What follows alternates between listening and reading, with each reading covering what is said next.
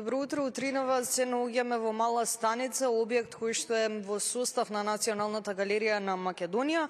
Националната галерија се смета за музејска институција со изложбен и галериски простор и имено постои дури од 1948 година. Националната галерија навистина нудела голем број изложби и се она кое што можело да се види од областа на уметноста токму во овие простори, во самите три објекти кои што се во нејзин состав, а во ова вклучување ќе напоменеме нешто повеќе за програмата која што ќе може да се види за оваа година, односно 2026. Многу повеќе на оваа тема во продолжение да слушаме од мојата денешна гостинка Маја Крстевска. Да ја посакаме добро утро. Добро утро до тебе, Марија, и до сите гледачи на утринска на Телма.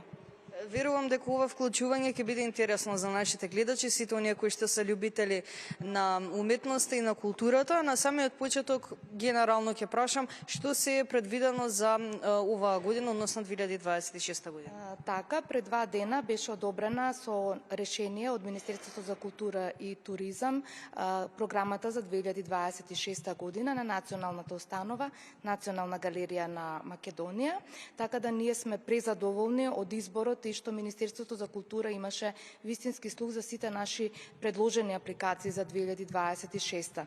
Списокот е подолг, би сакала да кажам. Сега со моите колеги ќе ги дефинираме термините за текот на изложбените активности 2026 година. Она на што се фокусираме се ретроспективните изложби.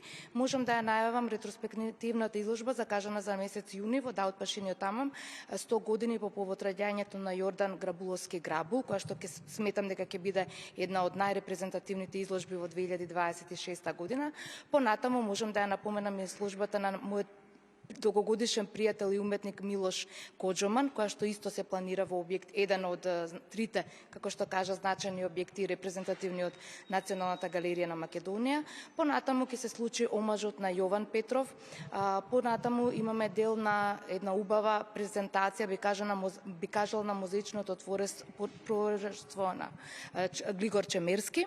Така да навистина една плодна година, каде што и во надвор од центрите би сакала да напоменам, во сите наши македонски центри, во центарот во Република Хрватска Загреб, во центарот во Република Србија во Белград, во Истанбул во Република Турција и Република Бугарија Софија, ќе се одржи изложбата на професорката Жанета Вангели, која што навистина е предизвик за оваа институција да ја прошири, да кажам, нејзиното дело да се види по ланската ретроспективна изложба во целиот Шифтеамон.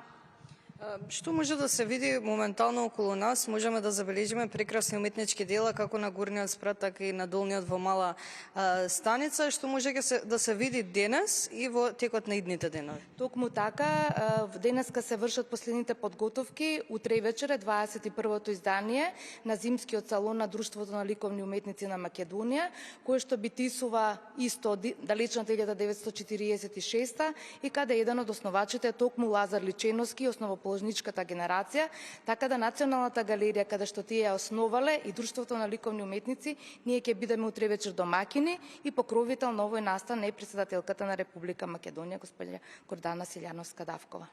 Кога сме веќе на оваа тема, убаво е да напоменеме и што следува за град Скопје, за градот на културата 2028 година, кога ќе се случи нели тоа, што е предвидено да има односно да биде поставено токму овде во Националната галерија.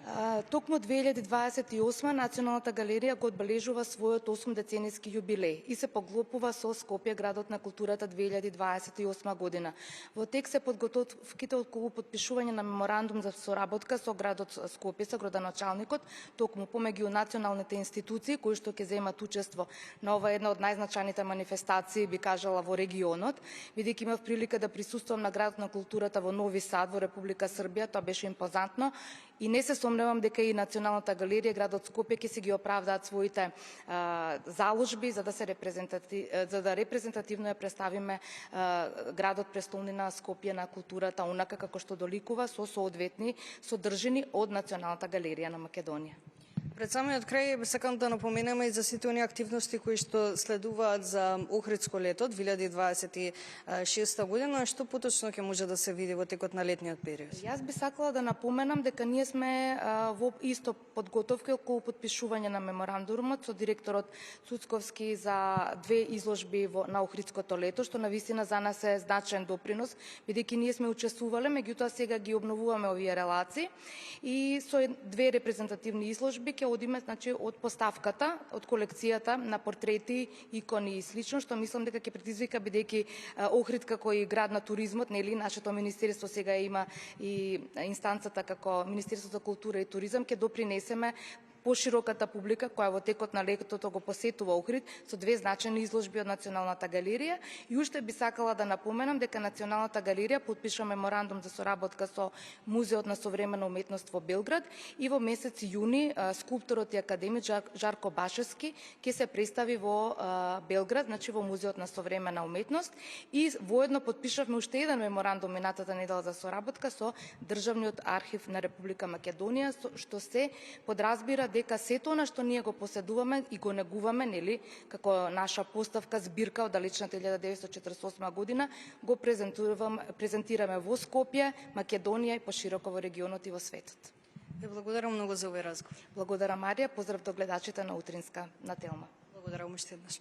Се надевам дека ова вклучување пред самиот крај на нашата утринска емисија беше добредојдено за нашите гледачи, како што напоменав и во текот на самиот разговор. Верувам дека беше интересно за сите оние кои што се љубители на уметноста и на културата. Говоревме за програмата која што е предвидена за оваа година за Националната галерија, како и за сите оние бројни активности кои што ќе се одржат во текот на Охридско лето.